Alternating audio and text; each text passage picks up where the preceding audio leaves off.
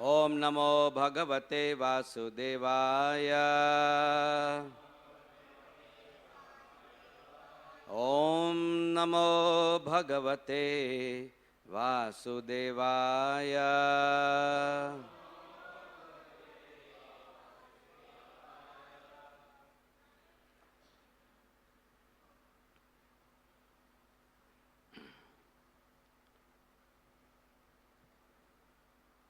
Vilakshanaha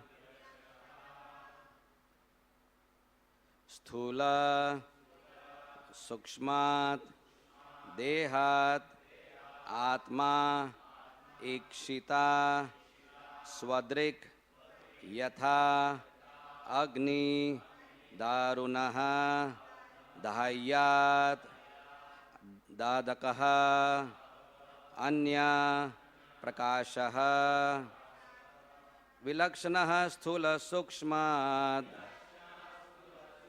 Dehat Atma Ikshita Swadrik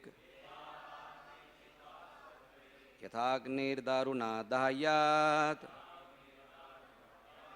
Dadako Anyat Prakashaha Vilakshanaha Sthula Sukshmat Dehat Atma Ikshita Swadrik Yathagnir Daruno Dahayat Dayakonya Prakashakaha Vilakshanaha Sthula Sukshmat Dehad Atmakshita Swadrik Yathagnir Daruno Dahayat Dayakonya Prakashakaha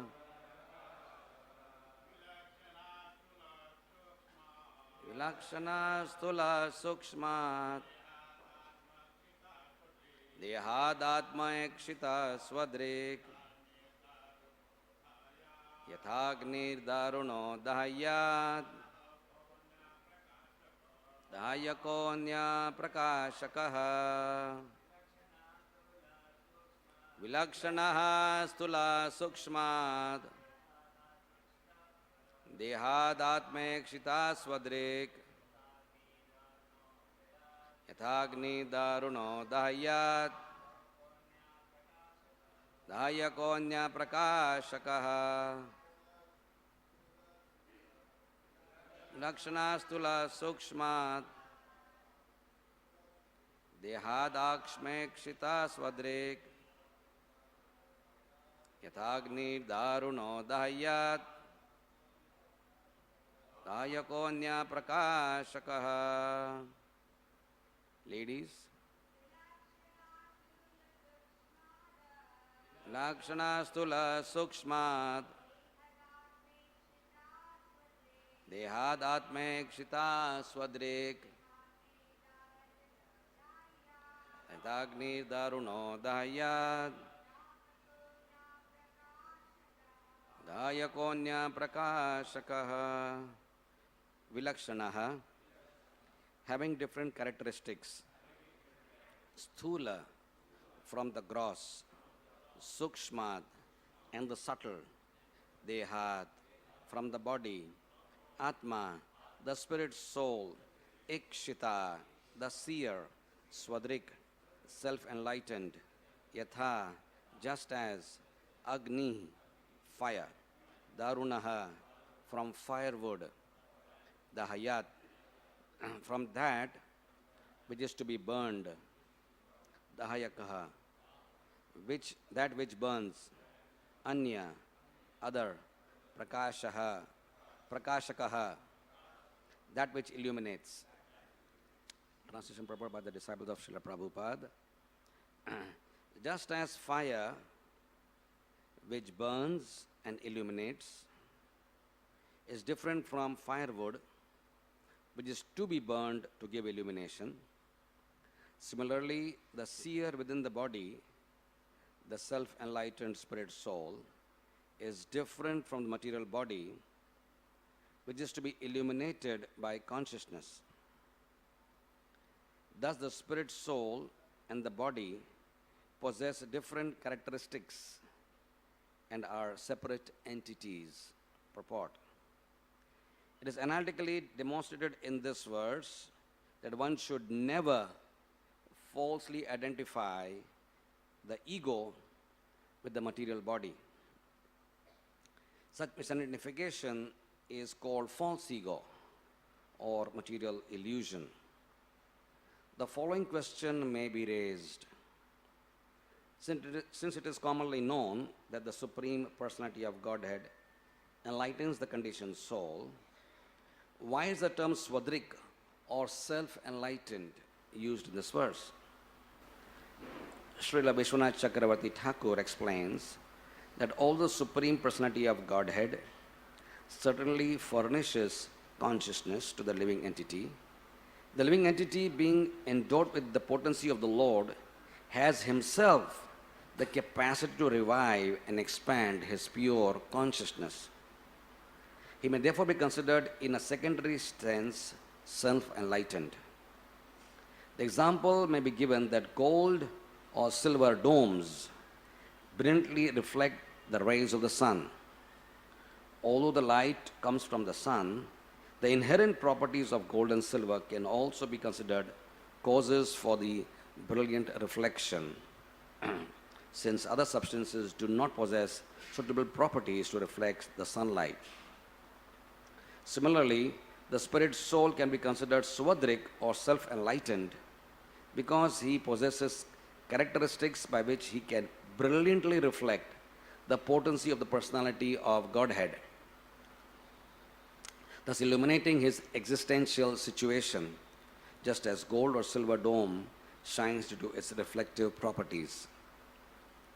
A nice example is given in this verse to illustrate the different characteristics of the body and the soul.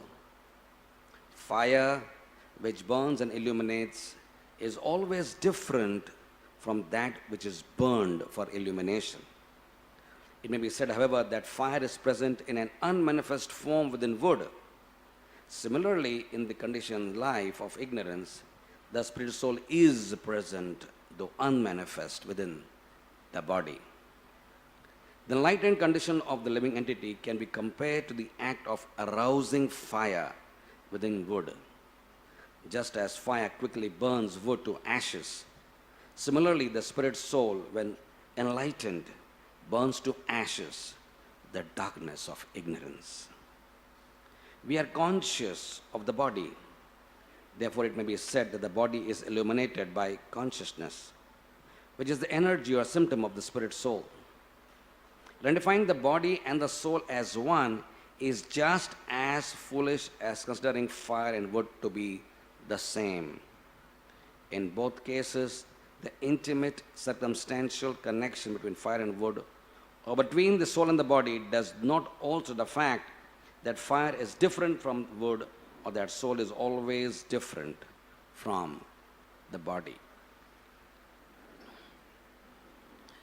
Om Jnanatimirandasya Gnananjana Shalakaya Chakshurun Militam Yena Tasmai Sri Guruve Namaha Sri Chaitanya Manobhishtam Sthapitam Yena Bhutale Swayam Rupa Kada Mahyam Dadati Swapadantikam Vandeham Sri Guru Sri Yuta Kamalam Sri Gurun Vaishnavamscha Shri Rupam Sagrajatam Sahagana Raghunathan Vitam Tam Sajivam Sadvaitam Savadhutam Parijana Shahitam Krishna Chaitanya Devam Shri Radha Krishna Padan Sahagana Lalita Sri Vishakhan Vitamscha He Krishna Karuna Sindhu Deenabandhu Jagatpate Gopesha Gopika Kanta Radha Kanta Namostute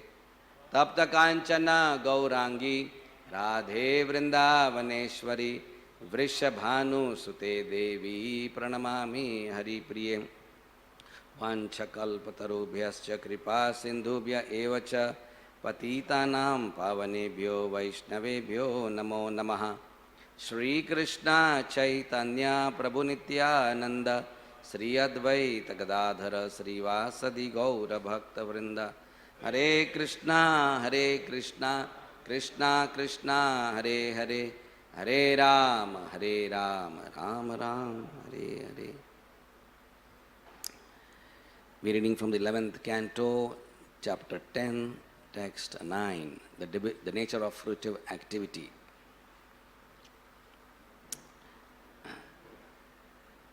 This verse may come as a bit of a surprise when we look at the fact that we are talking about the 11th canto. The 11th canto and the 12th canto is the culmination of the Srimad Bhagvatam. So obviously, Shukdev Goswami Maharaj is on the last day of his narration.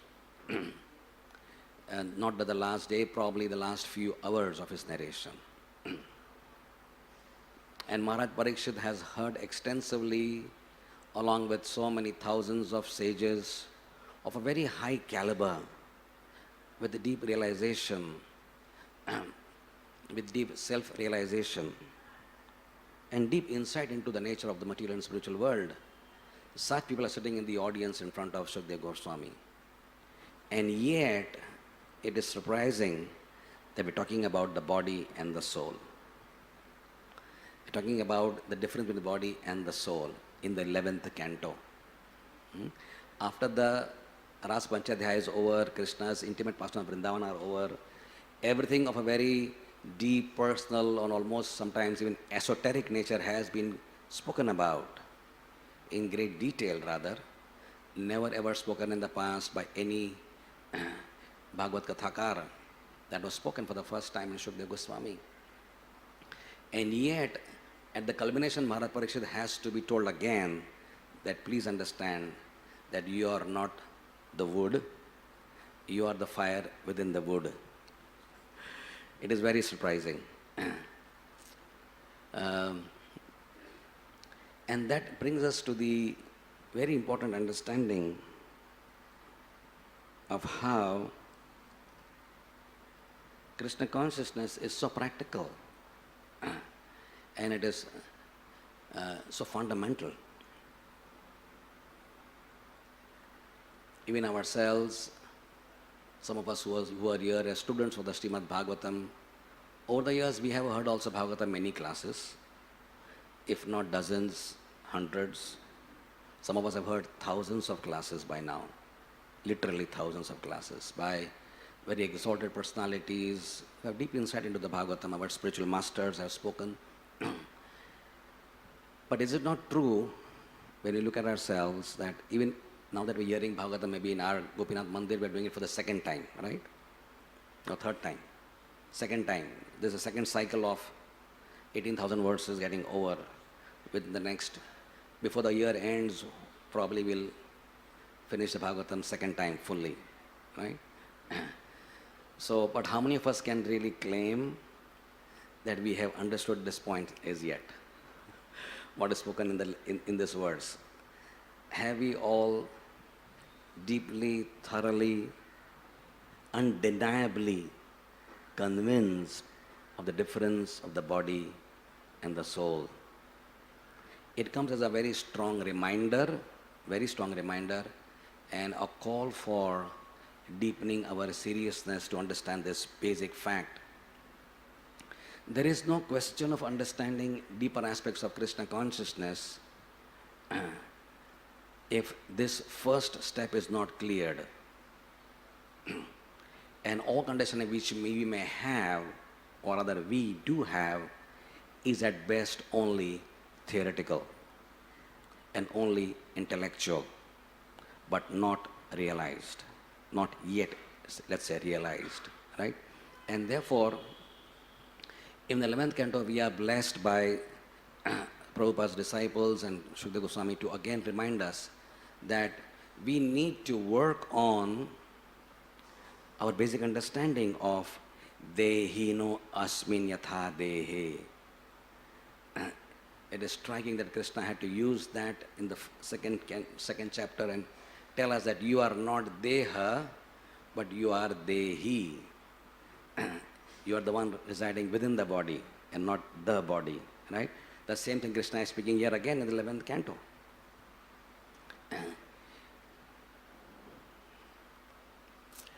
Life, the way life goes on in this world, even if one is not a spiritually minded person, this fact, the way the Lord has made the world, the way Brahma has made this world, is that repeatedly and again in every corner of life, this fact comes starkly in front of your face that you are not this body.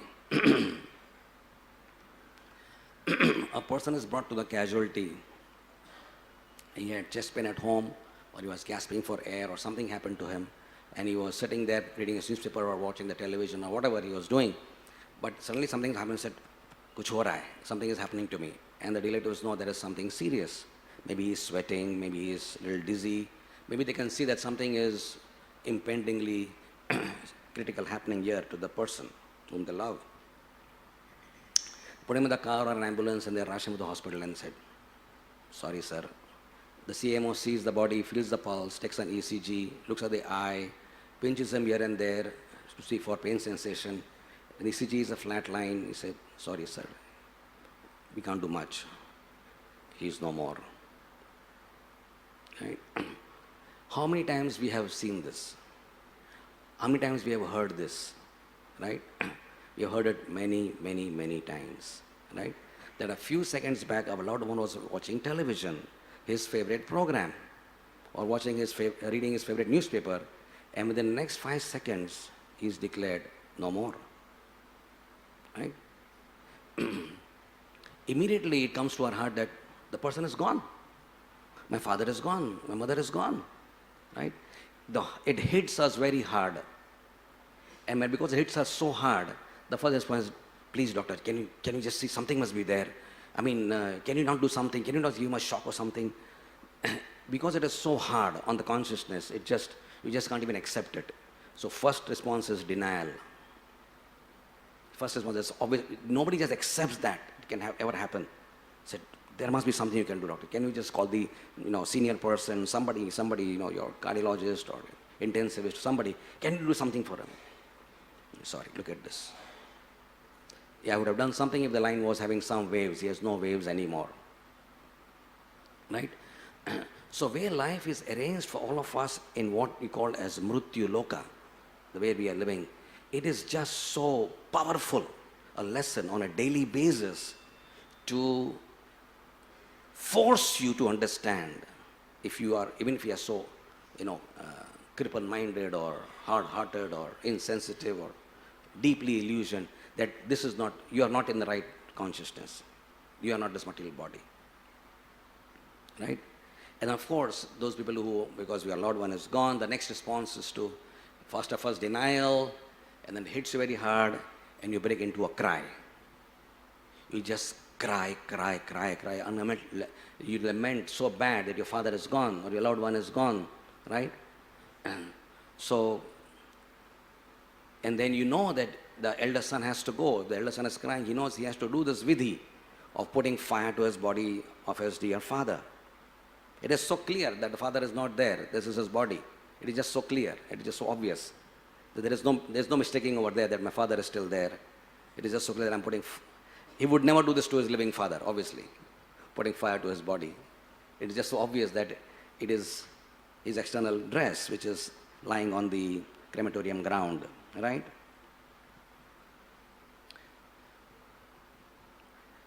Everything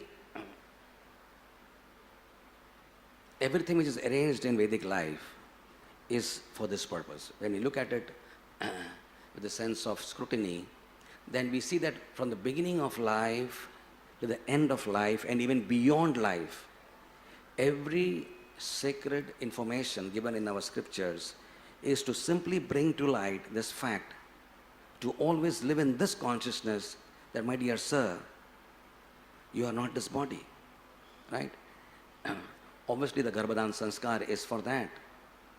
It starts with the fact that the father and mother understand that we both will come together to provide the material body to our child, our expected child, but we have no control over the child's consciousness. We can at the most provide a genetically governed body based on your genes and my genes, etc. but we have no control over what type of person. We will be able to govern to some extent the body of the person with features of the eyes and the hair and the limbs and the fairness and the blue eyes or whatever. It will be genetically determined by our genes, but we know for sure that we are not going to determine the person who will live within that body. Therefore, let us do Garbhadan Sanskar and see if we can get a better quality of body, a better quality of soul from a more purified realm of consciousness. So it starts from there. The Vedic conception starts from there. So obviously the potential father and mother know that this is, we are going to invite a soul to come in. This is not nothing to do with us. It is beyond us and based on grace, based on prayers, based on blessings. And then as a child also grows, then you could do various vidhis and samskaras. All that is ultimately to bring to the person to understand that your soul has to be purified. Every sanskar is a purificatory rite. What are we purifying? It is not panchakarma of the body, which is purifying the body. The Upanayana sanskar has nothing to do with the child's body, that he is given some enemas and bastis and this and that. He is given some mantras, some sandhyas to chant, right? He's supposed to go beyond, right?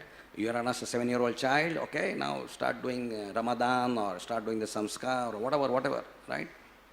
So you are put into a situation where you are expected to perform some tapasya. You can't eat before doing your sandhya. You can't eat before doing this, before doing that, right? Some tapasya is there. Why am I supposed to do this, parent, my father? Why am I supposed to do this, my dear mother? It's good for your soul. It's good for your consciousness. It's good for you. It's good for you, not for your body, right? So we go like that. And therefore, the whole life is actually based on that. And then, of course, when the person dies, then, of course, we know that there is some vidhi on the 13th day, there's something on the first year, the first on the second year, something, different things people talk differently. Something said, till it is 5 years, you do something. Arey Baba, the person is gone 5 years back. What am I supposed to do with the person now? 5 years back, my father is gone. Am I supposed to do some ritual? Yes, my dear son, you must do something for father. Feed the crow. Why am I supposed to feed the crow? No, there is a connection, there is a story in the Ramayana, so and so. The crow is connected intimately with the Pitra Loka and this and that. Some story is there, right? If the crow eats Vishnu Prasad, it goes to your father. So it is so powerful. It is so powerful to understand. It is such a stark reminder that what if I'm so much convinced about doing something for my father or mother after death? What about doing something for when I'm alive? Then why am I not living my life in living state with this understanding? When a person goes to the deity room of the Lord for deity worship, the first thing he does is Achman, offers flowers to his spiritual master, and before he starts the upacharas, he does what is called as Bhuta Shuddhi. The Bhuta Shuddhi is a prayer. The Bhuta Shuddhi is to bring to awareness of what is my real state of being. Who am I? And who's worshipping Radha Krishna or Gaur Nitai, Gopal? Who's worshipping him? Is this person with this flesh and body and black colored eyes and brown colored skin, is he worshipping him? The Bhuta Shuddhi makes it very clear that, my dear sir, it is not your body who's doing this. The Bhuta means the body. Bhuta means the body. Shuddhi, the living entity has to be purified, right? So then, when you do a Bhuta Shuddhi with proper consciousness, then immediately when you enter the altar of the Lord, you know that you are not entering as so-and-so person. And that you leave behind, even before you enter the altar, or even if you enter the deity room, your material identity is outside the deity room. And hopefully when we go out of the deity room, we won't take it back. Usually we take off a dress, and then you come out of the deity room and you wear your new dress and you go out. When you wear the new dress, again, you take back your consciousness with you. You say, okay, now I'm so-and-so again. You start working like that. But we are doing this as a daily ritual or a weekly ritual or a monthly ritual, whatever we're doing in a deity room, is with this very powerful understanding. And therefore we chant this mantra by Mahaprabhu Chaitanya. Naham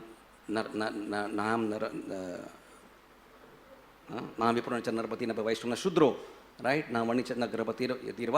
So you first deny that I am not the Brahmana, I am not a Kshatriya, I am not a Grihastha, I am not a sannyasi, I am nothing of these things. I am not part of the Varna, I am not part of the ashram. Our basic understanding is I am Varna and ashram. We talk about it so much, Varna, ashram, Varna, ashram, Varna, ashram. But when you enter the tea room, no Varna, no ashram, not a man, not a woman, nothing. But then who are you? Who's worshipping Krishna? Gopi Bhardupada Kamalayor, Das, Das, Das Anu. And when you enter the deity room with that consciousness, then you really connect with the deity properly.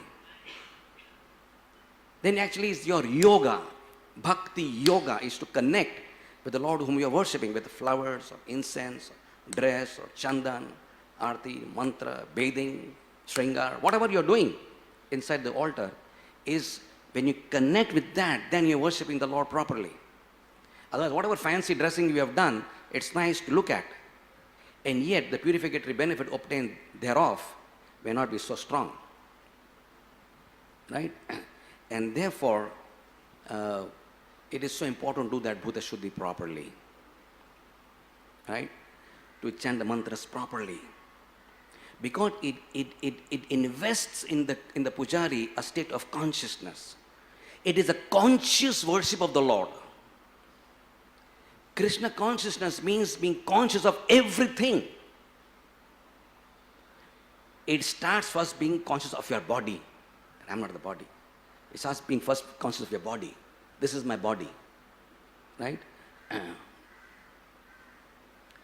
Then the food you eat, it starts when you're conscious of the body, then you become conscious of the tongue, it is said. Adasi Krishna Nama Adi na Bhavat Karam Indriyait Sevon Mukhi Jiva Adav. Right? It starts, your spiritual consciousness starts with Adav, with the tongue. You start becoming conscious of your soul by focusing on your tongue. Right? That's the gateway to your soul. The tongue is a gateway not only for the food, but it's a gateway to your soul. Sevon mukhehi jiva adav. Within your mukha is the jiva, that is your adav, your first step towards. So when you serve the tongue with food, which is Krishna Prasadam, with the holy name, the holy mantras, right? Then your spiritual life actually starts. Right? So become conscious of your tongue. Right? So conscious, so it starts, spiritual life starts with conscious eating. You become discriminating, oh yeah, I cannot eat this. This is forbidden food, this is sinful, this is made up of violence, this is tamogoni food, I cannot eat this. I will not do this. Right? So you become very discriminative because you know that this food is good for my soul. And even if onion garlic may be good for my body, I will avoid it.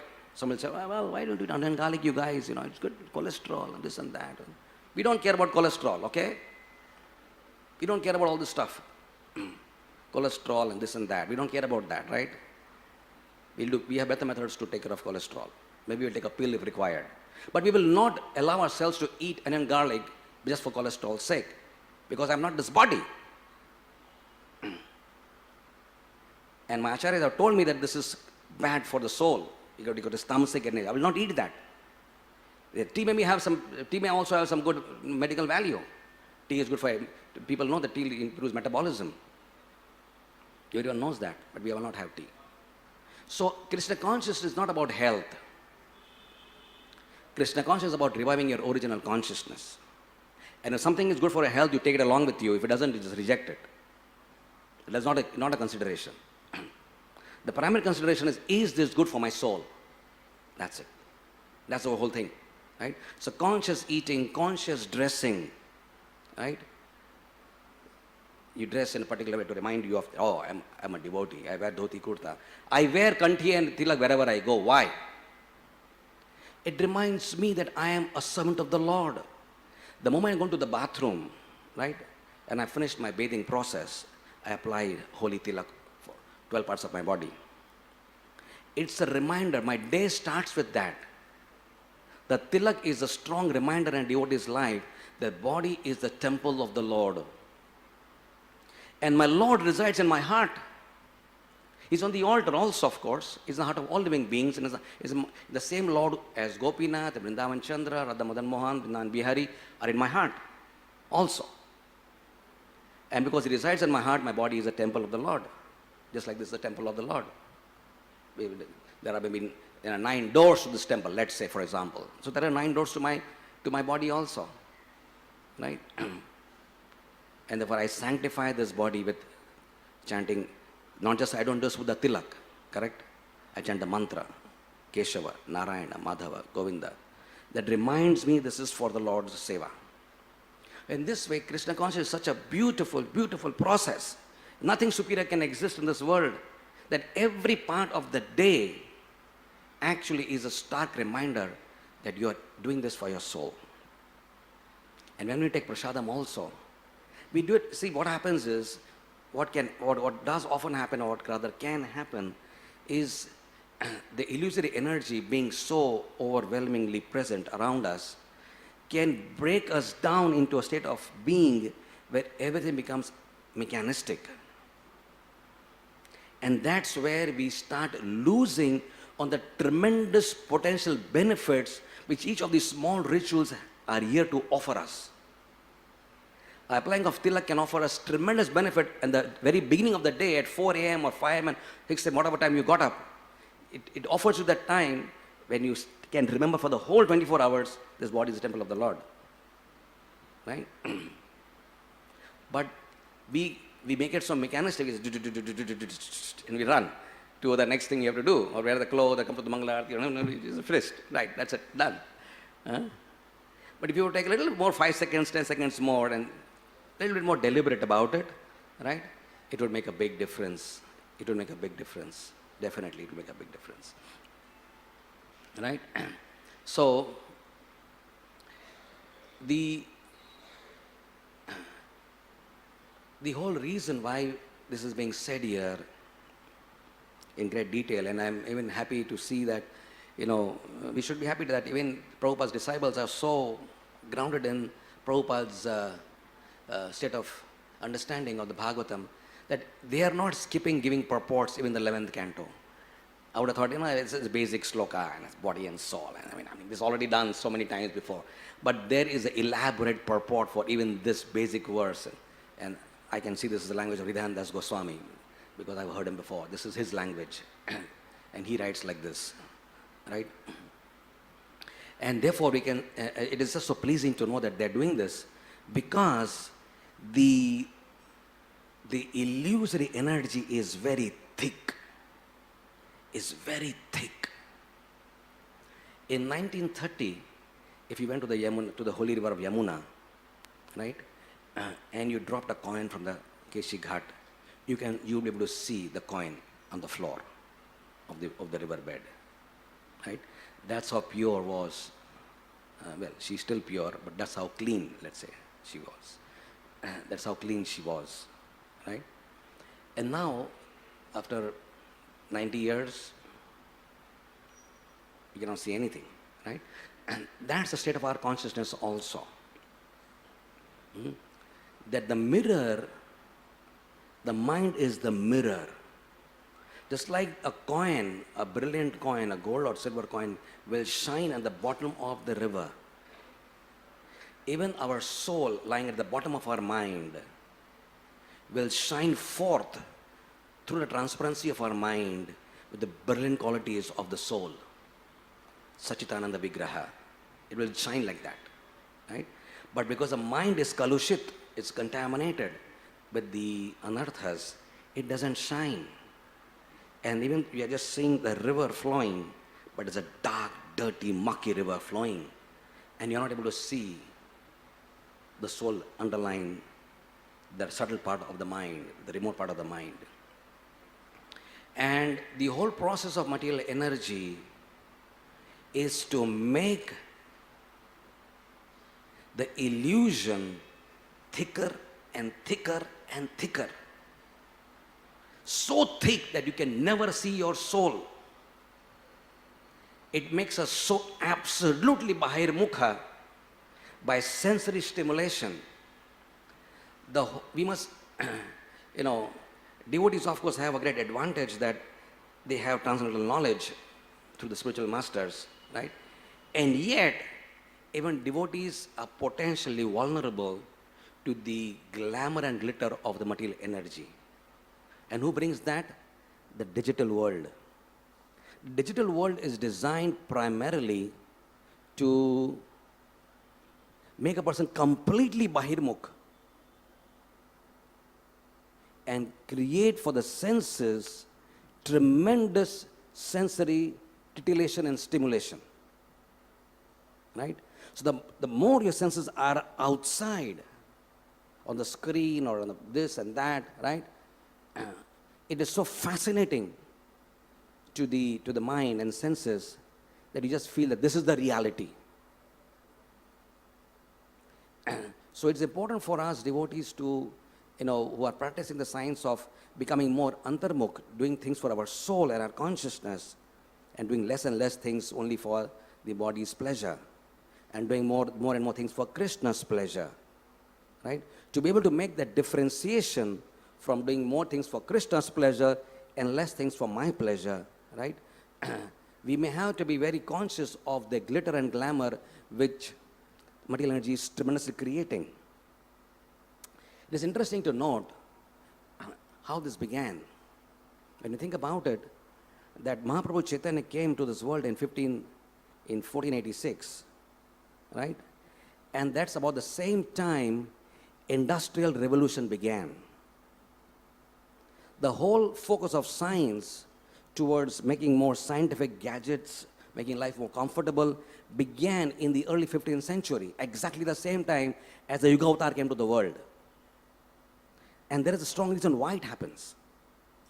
Because Maya Devi wants to be always one step before Krishna. The moment she knows the Yuga Avatar is coming, and he will give a process which will be so powerful that it can defeat me. It can defeat all my power to be in this world. And I don't want to get defeated. Right? There is an intense competition between Maya and Krishna in this world. Though we may say on one side she is Maya's servant, that's all right to understand on the higher perspective. But actually, if you go to see, she is competing for the spirit soul. Who will grab the soul? Right? And we are the target. Who will be capturing, conquering, controlling the spirit soul of this world? Will it be Krishna or will it be Maya? So there is intense competition to get. Just like we have in medical science, we have called receptors. Right? When a drug goes in the body, there is a receptor.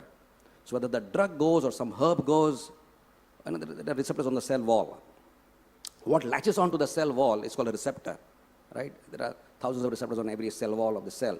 So whether a cancerous stimulus will latch onto the cell wall or a good food will latch on, and what will upgrade the genes and downgrade the genes, etc., right? So that's called receptor on the cell wall. Similarly, our consciousness is like a receptor. Who will latch onto the consciousness? Whether Maya will capture you or Krishna, is a constant struggle. The constant competition between these opposite illusory forces and divine forces is to get the soul, right? And therefore, having detected that the Yuga Avatar is coming, Mayadevi started increasing the fascinating world of science to create gadgets. The cars came in, the roads came in, and all that stuff came in. The telephone came in, the bulb came in, and all that thing happened. The atom was discovered, and atom was then broken, and things happened. So, the whole world of science, just sort of mushrooming growth of science, knowing that now the Yuga Avatar is going to penetrate deeply into Sarva Nagaradigram.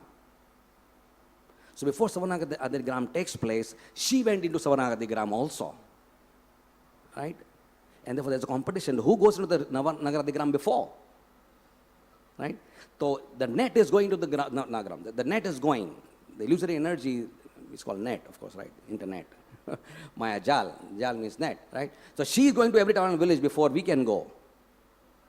And there were people like, Bhagvatam Prabhu and all our dedicated devotees like Lokanath Swami Maharaj, Padayatris, and all the other devotees who go to villages. They are doing a hard job. They are doing a tremendously wonderful job to go to Nigadi and Satara and this Sangli, a remote village, Kolhapur somewhere, villages in America, whatever. They want to enter into the Gram, Nagar and Gram before they do, or even if she's already there, somehow to get the spirit to understand, well, this is illusory. This is so temporary. This is so flickering. Right? The sensory stimulation is so flickering. It has absolutely no substantial long-term existence. The senses can only get stimulated so much and only for a short time. They cannot be indefinitely stimulated. Intrinsically, the senses are made to not get stimulated for a long time. Intrinsically. That's the way it is designed. The body is designed like that. Right? You can take one rasgulla, taste bud will give some pleasure sensation. There are nerves. Pleasure and pain nerves, pleasure nerves. There are different nerves going along the track, to different parts of our brain, spinal thalamic tract, and so and so. So there is a particular taste bud, which is a nerve there, nerve ending under the taste bud. You did rasgulla, right? Okay, your rasgulla is there. The nerves get stimulated. It is nice. One. Can I have one more? Prabhuji, all right. Extra hai kya?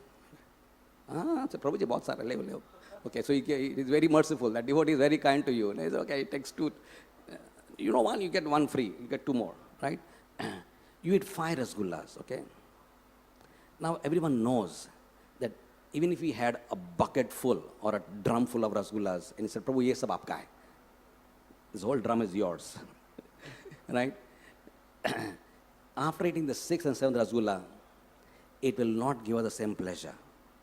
And if we really dared into eating 10, we are in big trouble.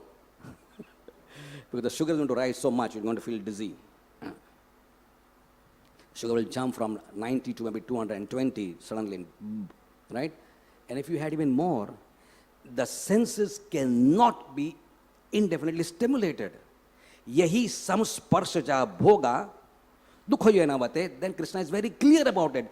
Adi antamanta konteya, my dear Arjun and my dear children who are after Arjun, please understand that this sensory stimulation, the way I have designed it, by samsparsha ja means janma, this sparsha of the rasgulla with the tongue is supposed to have a adi and a anta, right?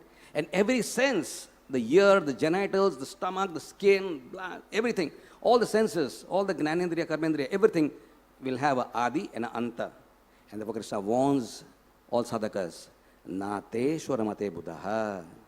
My dear children, if you are buddha, not Buddha means not follower of Buddha, if you are really a buddhi, right, then nate shwaramate. Then if you are ramate, it will not be the source of your pleasure, okay? Please understand, Krishna is saying, is giving us such beautiful lessons to warn all of us children to not fall into the trap of illusory, sensory, temporary titillation of the senses and the mind, but go within for the soul. Go within for the soul. Do activities which are soul-related. Why? Because Krishna is eternal and the soul is eternal. They are not temporary. So when you latch on to your spiritual senses, you latch on to your spiritual mind, your spiritual senses, when you hear Krishna Katha, you're investing into a long-term stimulation of your spiritual senses. You're activating your spiritual ears. By touching the deities of the Lord, you're activating your spiritual sense of touch. Because the spirit soul also is a person. And he also has senses, which are rudimentary seed-like state when he's in the body. It is like 1/10 on tip of the hair. But he has a body, which is in a seed-like state. When he's planted in the soil in the spiritual world, it will flower into a gopi or a donkey or a peacock or whatever. It will flower into something beautiful with the eternal body. But when he's here, he's in a seed-like state. But he has either nitya siddha deha in that seed-like state. Just like we are born, when we are born, we are in a seed-like state in this material world, right? But then eventually, 9 months you form a body, male, female, black, brown, Japanese, Indian, Mongolian, whatever, right? So in a seed-like state here. So by feeding our spiritual senses with prasadam, with katha, with watering the tulsi, touching the deity, touching a pure devotee's body, touching the Srimad Bhagvatam, reading it and understanding it, so feeding our senses, feeding our consciousness, feeding all our various parts of our existence with the understanding, using the body, The body is useful because the body is the entry to the soul.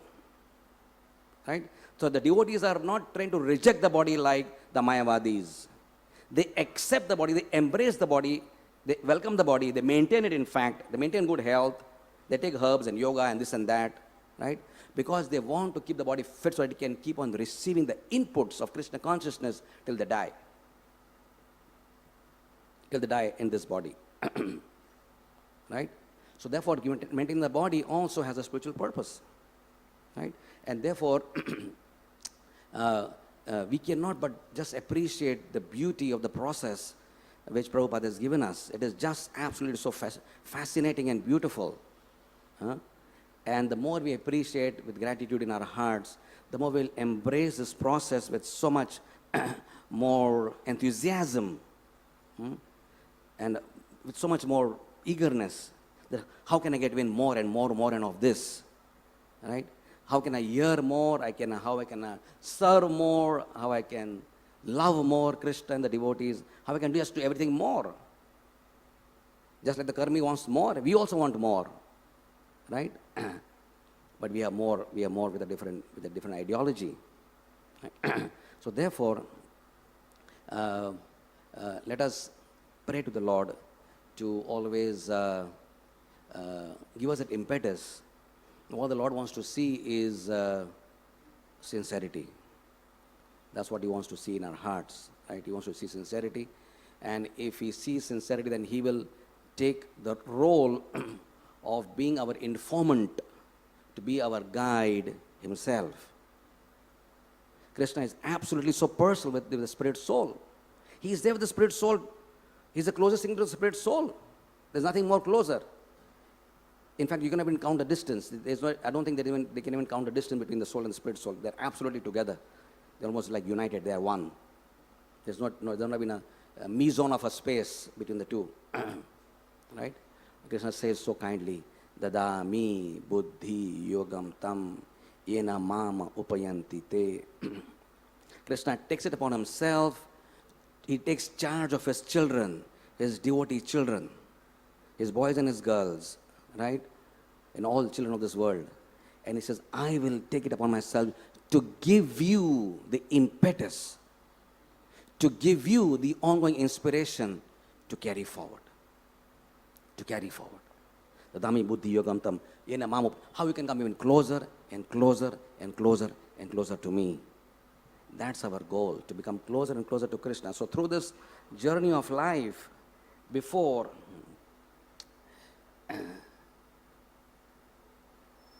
our body catches fire, our body is going to catch fire, right? Whether you like it or not, or there will be fire of an inferno, burning building, which will burn into ash, some accident, or will be on the pyre. We will all be on the pyre very soon, sooner more than later, right? Before we go and catch fire, as this example says, there is fire in this wood. The body is like wood. Before this body actually catches fire on the funeral pyre, right? Let's, as he says here, arouse the soul. The beautiful phrase are called arouse the soul, right? Arouse it. When the son of Chitraketu Maharaj died, the son of Srivas Thakur died, Mahaprabhu came to the house. Mahaprabhu was in Navadvip. We know the story. It's such a beautiful story. Mahaprabhu touched the body of Srivas Thakur's son. He said, why have you left this? Why have you left the home of your father and put everybody into an ocean of lamentation? Why have you done this? And same thing happened. The soul was aroused. Graphically he was aroused. From a dead state, he came to a live state. He is not speaking like the body now. He's speaking like the soul. He said, my dear Lord, by your own sweet will, I was here for these many years in the home of my beautiful father and my beloved mother. And by your own sweet will, I'm now on my journey to the next place. I'm just going to the place where you want me to be. Bless me that I can just, wherever I am, I can serve you. Right? So he spoke like a self-realized soul, a aroused soul, a pure soul, not anymore governed by the coverings of the material body. And hearing that, Malini and everybody else was relieved. Oh yeah, we're so happy to hear this, that our son has attained a self-realized state. Right? So before all our bodies catch fire on the funeral pyre. Let us arouse our soul with bathing the soul with Srimad Bhagvatam every day, with chanting Krishna's holy names every day, eating Krishna's holy prasad remnants, Mahaprasad every day, serving the devotees and the world of ignorance every day, right? When we dedicate ourselves to this sacred lifestyle which Srila Prabhupada has given us, we can be sure that our souls will be aroused to the eternal state of being a servant of the servant of the servant of Krishna. Thank you very much. Hare Krishna.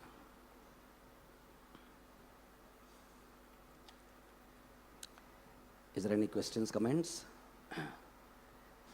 Srila Prabhupada ki jai.